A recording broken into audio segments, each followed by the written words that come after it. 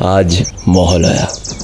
বছরের পর বছর কেটে গেল, সময়ের সাথে কত কিছুই না পাল্টে গেল, কিন্তু ১৯৩২ সালে তৈরি হওয়া এই মহিষাসুর মর্দিনী আজও একই রকমভাবে স্মৃতিমেধুর। আজও বীরেন্দ্র কৃষ্ণ ভদ্রের এই ব্যারিটোন ভয়েস শুনলে যেন গায়ে কাঁটা দিয়ে ওঠে। মনের ভেতরে এক অদ্ভুত শান্তির অনুভূতি হয়।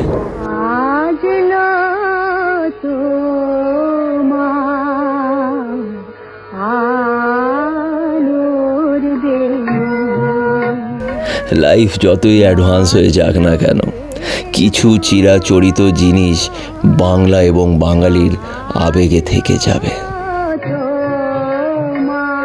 শুভ মহালয়া।